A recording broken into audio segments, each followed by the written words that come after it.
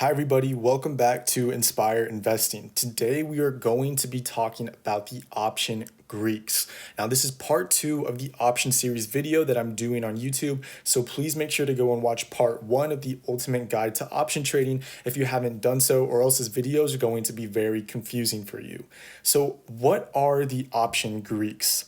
Well, the option Greeks help us measure and quantify all these different factors that can affect an option's value, also known as the option premium, right? So remember, the stock price is not the only thing that can affect your option. There is a lot of other things involved, like the passage of time, implied volatility, and so on, okay? The option Greeks are delta, theta, gamma, vega, and rho. In this video, we are only going to be covering delta and theta. Next video, we're going to be covering all the other Greeks and also learn about implied volatility and also why that's so important in option trading.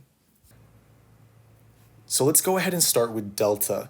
Delta measures the sensitivity of an option's premium, or its price, we talked about that last video, to changes in the price of the underlying stock. Whenever I say underlying, just know I'm talking about the underlying stock that's associated with that option contract. So an Apple call option, it would be Apple shares. A Microsoft call option, it would be Microsoft shares, right? It is the theoretical change of the option's price or its premium given a $1 increase in that underlying stock price. So remember, talked about Apple and Microsoft, just a $1 increase in the share price of both of those companies. Now, call options will always have a positive delta, okay? So any bullish strategy, and right now we're talking about call options, right? Have a delta between 0 and 1, a positive delta. And put options or bearish strategies have a negative delta between -1 and 0, okay? And it would always cap out at 1. You can't have a delta above 1 or below -1 because the options premium cannot change more than the underlying. So let's go ahead and do a couple of examples. Let's say we have a call option with a delta of 0.3. Now what this is telling us is that this call option, all things held constant, would increase 0.3 if the underlying stock price increased $1. Okay, so all things held constant, the option's premium or its value would increase 30 cents if the underlying increased by $1. Now, keep in mind that premiums are priced per share, and options deal with 100 shares of the underlying stock. So we have to account for the option multiplier, right? We talked about this last video. Now, in this case, this 30 cents would be $30. So if the underlying increased by $1, this call option, all things held constant, would increase $30. So let's just go ahead and assign this to a certain company, right? Let's say it's an Apple call option. So in this case, if Apple's share price increased $1, this call option would increase 30 cents on its premium, or $30, okay? With the put option, we have a negative delta, right? Put options always have negative deltas, but I don't want that to confuse you. So let's go ahead and explain why. Okay, recall that the delta shows you how much the options value would change if you had a $1 increase in the stock price, okay? So in theory, all things held constant, right? This put option would decrease by 72 cents in its premium, or $72, if the underlying increased by $1. So let's just go ahead and give this assign this to a certain company, American Airlines, right? If American Airlines increased $1 in its share price, this put option would decrease by 72 cents or $72, right? But remember, with put options, we're buying the option to sell shares at a certain price. So we want the price to go down. We are bearish. So in this case, if American Airlines decreased $1 in its share price, our option would increase 72 cents, all things held constant, or $72, right? Because you have a negative delta. I just don't want I don't want to confuse anyone because it's a negative delta. So that's why deltas are negative. Now, let's just talk about this in terms of absolute terms, right? If we were to say which option is more sensitive, we would say this option right here, this put option. And the reason is because this option would change more in value given that move in the stock price, right? We're just talking about the stock price right now, not concerned with other factors yet, but if the stock price moved, it would affect this option the most because it has a higher absolute delta. And whenever I mean absolute delta, I just mean either closer to -1 or 1, right? This one would change more in value because its delta is higher than the call option, right? The call option would change $30, put option would change 72. It's a bigger change. This option is more sensitive. So delta can kind of be seen like this on this delta spectrum slide. You have the value from -1 to 0 and from 0 to 1, the red being the delta for bearish strategies, in this case put options, and the blue line being for bullish strategies, in this case call options, right? Now I want to show you how the options with deltas closer to the extremes, right, to -1 or to 1, are more sensitive, okay? Because they're going to change more in value for moves in the underlying stock price. Now, if you have a delta that is closer to 0, it is less sensitive. And we saw that with the options in the last examples, right? That the closer they were to 0, the less sensitive they are. That put option had a delta of -0.72. It is closer to -1, then 0.3 is closer to 1. So that's why it is more sensitive. Now, keep in mind, there are a lot more factors that affect the option premium, and all Greeks are assuming everything is held constant. So they're not going to be perfect, right? It is just an estimate. That's why it is a theoretical model, right? So just keep that in mind. But let's go ahead and move on. So let's go ahead and do a real life example. Okay, right here we're looking at the 77 call for AMD. Now I'm aware that this option already expired, right? This is the 18th of September of 2020. That was way long ago. Now this delta is 0.4667, and this is a call option, right? So it's a positive delta. This is telling me that all things held constant, this option's price would increase $46.67 if AMD were to increase $1, right? And it's trading at 76.34 right now. If this were to go to 77.34, all things held constant, the options premium, which is right here, would increase $46.67. Now here we have a put option example, right? We have an Apple 112.5 put option. Now put options are giving us the option to sell. We want the price to go down. It is a bearish strategy, right? And its delta is negative because of that. You have a negative 0.5114 delta. Now this is telling me that if Apple were to decrease $1, right? So if we were to go to 111, the option's value or its premium would increase $51.14, all things held constant, right? That's very important because lots of other factors also come into play, but this is just talking about the stock price, right? So this premium, which is at $355, would increase $51.14 if we had that $1 decrease in the stock price. So how do you use delta, and why is this so important when you're trading? Well, it's very important to know how it affects certain options depending on their position, okay? Delta is higher as you go further in the money, so for in the money options, and lower as you go further out the money for out the money options. If you don't know what that means, if you don't know what in the money and out the money is, make sure to go watch my first video of the series because we talk about that very in depth.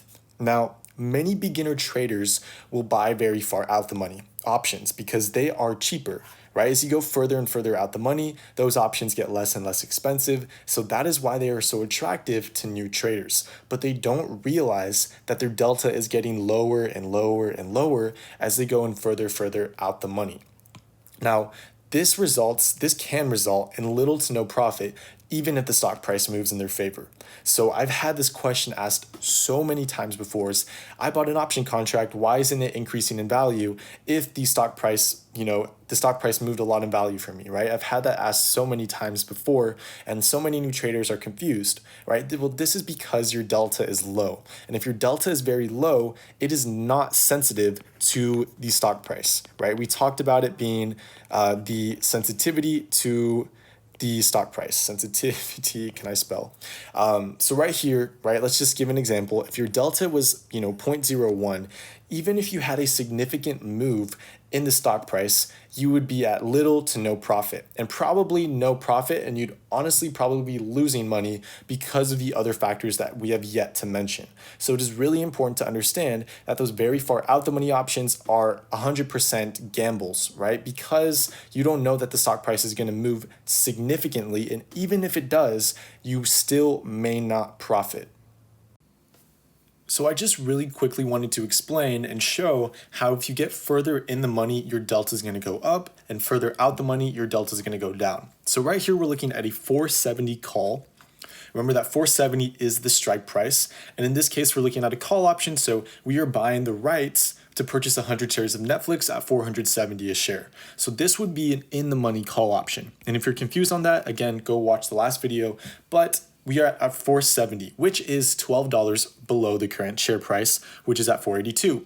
So we are pretty far in the money, which means that we're going to have a lot of real value or intrinsic value.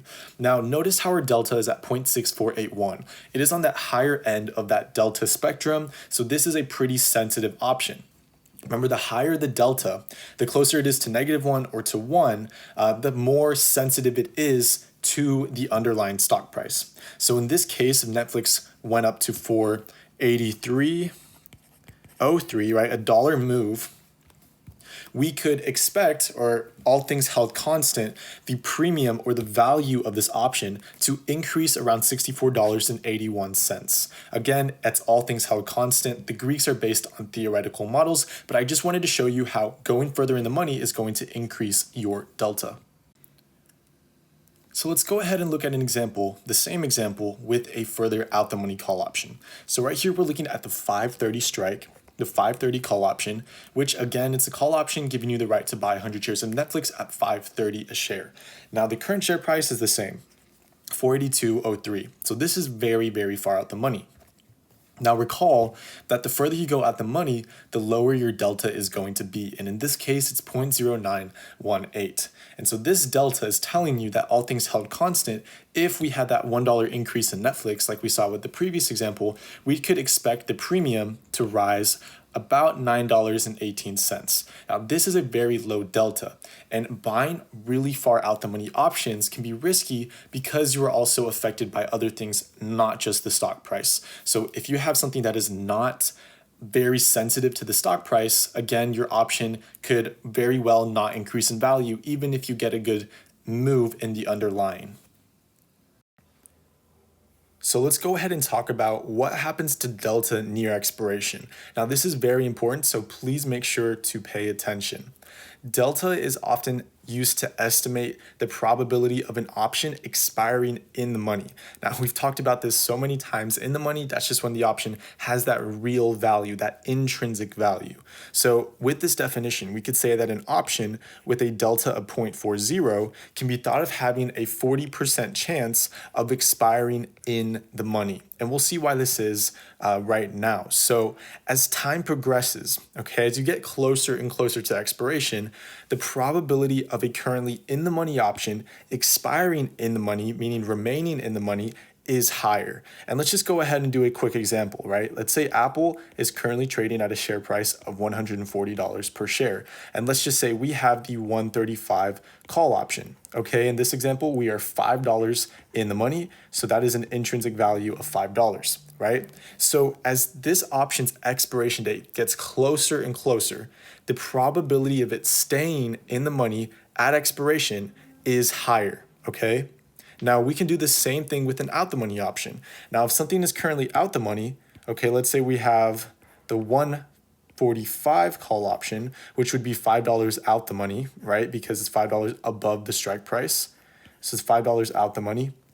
The probability of it staying out the money is higher. So thus, we can say that the probability of it expiring in the money gets lower, okay? And the reason because of that is because there's less time for the stock price to move, okay? If we had, a month till expiration, it is definitely a lot more feasible for the stock price to move, potentially moving this option in the money, right? But as that expiration date gets closer and closer, maybe a couple of days, maybe just one day, maybe 0 days till expiration, the chance of this moving into the money is lower, which makes it the probability of expiring in the money lower. And likewise with that in the money option, it becomes higher because there's less time for the stock price to drop below 135.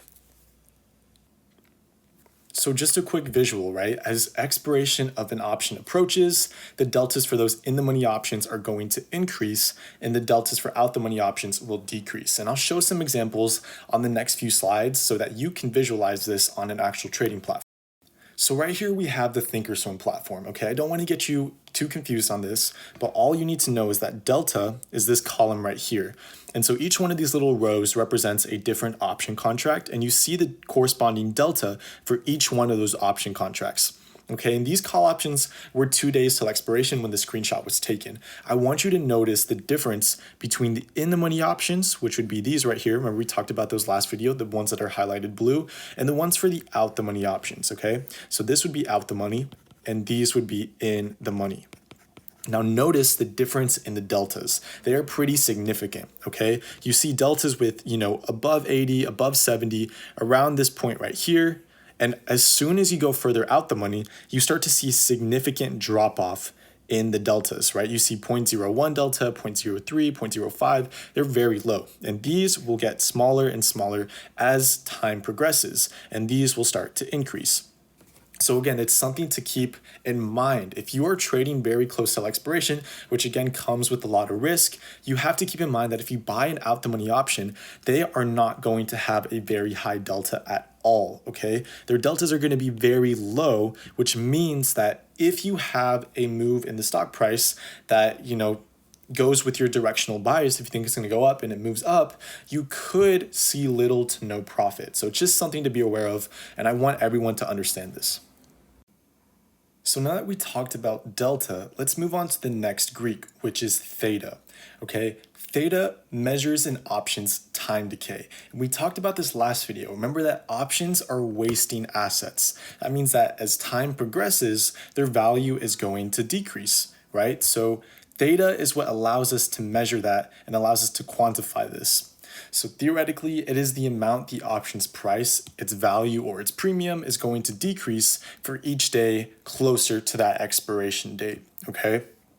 So as we get closer to expiration date, the reason the value of the option decreases is because there is less time for the underlying price or the stock price to move. Okay, and so when that happens, there is less value in your option. Remember, the value of a premium is composed of, the value of an option, its premium, is composed of intrinsic and extrinsic value. Okay, and we talked about last video how intrinsic is that real value, extrinsic is that time value and volatility, right? So time value and volatility. Now in this case, theta is measuring the decay of the time value, okay? As time progresses and gets closer and closer to the expiration date, the option is going to lose value assuming everything held constant, okay? Theta is not constant, okay? We're assuming everything is constant, but theta itself is not constant, and it will actually accelerate as you approach expiration. And I'll explain how it affects, the option depending on its moneyness. If it's in the money, at the money, or out the money, it varies, okay? But theta is always negative. Remember, delta is between -1 and 1, right? It can be negative and positive. Theta will always be negative.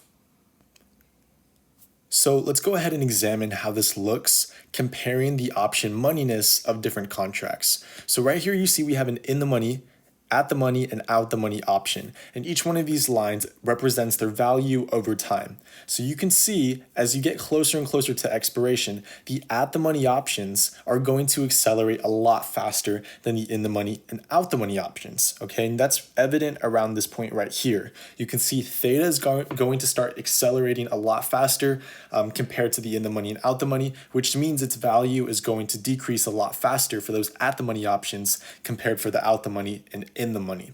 Now let's go ahead and look at what happens towards expiration, right? So remember that neither the at the money or out the money have real value, okay? So remember these two options are 100% extrinsic value, and the in the money has both extrinsic and intrinsic value, right? It has that real value component. So at expiration, the in the money option is going to expire at its intrinsic value. Now the at the money and out the money don't have real value, and so that extrinsic value is volatility and time value is now not there anymore. So it's going to expire worthless. So that's why you see them go to zero. So let's go ahead and do an example with theta. So right here we see that we have a near the money call option, right? I'm not going to say at the money because it is 205. It is above the strike price for a call option, but it is near the money, okay? So as we get closer and closer to expiration, this contract, its theta is going to accelerate a lot more than the contracts that are further out the money or further in the money. So if this strike price was, let's say, 210 or 215, its theta wouldn't accelerate as much near expiration, but as you get closer and closer to 204, then its theta is going to accelerate a lot more compared to those other contracts. In this case, theta is negative 0.338. So right here, that's theta. Remember, it's always negative. So this means that all things held constant, the option's price or its premium, which is right here, will be $33.38 less in a whole day, right? Because theta is measuring how much your premium decreases each day due to time decay. Now, this is a gradual process, okay? You're not gonna see one value one day, one value the next day. It happens over time. Just like what we saw with the graph, it is a smooth transition, but it's just something to keep in mind. So here we have another example with Microsoft, but instead of having a near the money call option, we have a very in the money call option. So the strike price is 192.5, which you see right here, and that is very far below the current share price, which is 204. Okay, and as you get further and further away from at the money, theta is actually going to decrease. Okay, so theta in this case is negative 0.2528, and the last example, it was higher than that. It was at 0.3338, right? So as you get further and further away from that at the money, that theta is going to decrease. And this is because there is less extrinsic value in the contracts as you get further and further away from at the money. Remember, the at the money contracts have the most extrinsic value. What this means is that all things equal, this call option's price or its premium, its value, whatever you want to call it, is going to be $25.28 less in one day. Now, this is a gradual process, right? Theta isn't just one value one day, one value the next. It happens over time. That's why it's called time decay. So here we have Microsoft again, and we have a very out the money call option this time. So we've seen at the money, we've seen very in the money, and now we're very far out the money. Now notice theta is negative 2.2005, okay? And we already know all the examples. We know what this means, which is on the screen right here. But I wanted to show you how these three contracts are showing you how theta is affected by the option moneyness. At the money, we had a negative 0.3338. At the in the money, as you go further in the money, that is going to decrease. And as you go further out the money, that is also going to decrease. So theta is kind of shaped like this upside down bowl, right? As you go further and progress further out the money, your theta is going to decrease, as you see right here. And as you go further in the money, your theta is also going to decrease. So just to wrap things up with theta, here are a couple things to note. So recall that only in the money options have that intrinsic or real value. We know that, we talked about that so many times before. So at the money or out the money options are 100% extrinsic value. So let me just go ahead and write this down again. Remember that a premium of an option is equal to the intrinsic or the real value component plus the extrinsic value of that option. Now, in the money options have intrinsic value. At the money and out the money options don't have that real value or intrinsic value. So if we were to cross that out, we would only be left with the extrinsic value. So that's where this 100% comes from. Now this means that they are more affected by time decay because they're going to lose 100% of their extrinsic value at expiration if they are out of the money, okay? So buying these near the money options or out the money options closer to expiration is riskier. And the reason is theta is going to be a lot higher because it's already begun to accelerate near expiration. So if you buy these out the money options that again are 100% extrinsic value, they're going to lose their value a lot faster closer to expiration. So this means that it can be riskier to hold these options closer to expiration that are out the money because they don't have real value. So you may be wondering, well, after learning so much about delta and theta, how do I know which delta and theta to choose? Well, that heavily depends on which option strategy you are looking to implement. So right here, I posted this description in my Discord, which if you wanted to join that, I'll drop the link in the description below. But right here, we're looking at a scalp trade and a swing trade sort of guidelines in regards to the Greeks.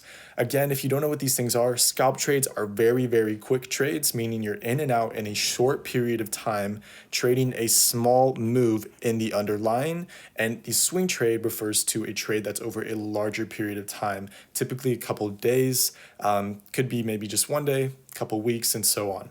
So when I'm looking at a scalp trade, because I'm trading small moves in the stock price, I want my contract to be sensitive to the stock price. I want it to be sensitive to that factor because if I don't have a high enough or sensitive delta, then even if the stock price moves a little bit, my contract's not going to change very much in value. So I need delta to be relatively higher so that I can profit off of these small moves. So I typically look for a delta above 0.4. And I also look for the weekly expiration. And the reason is, yes, theta is going to be a lot higher and you don't want to be holding these contracts for too long because of that. But again, they're scalp trades. So I'm not even looking to hold these contracts very long. So I tend to gravitate towards choosing the weekly expiration. Now, if you're not comfortable trading very close to expiration, you can choose 1 week out as well. Some people do that if they're trading Thursday or Friday, they choose the next week out. Now, when I'm scalp trading, I typically only scalp in the money options, especially if I'm on that last day till expiration or 0 days till expiration. In the money is preferred because we have that intrinsic value or that real value. And that means that some of the value of the option contract is not affected by theta, okay?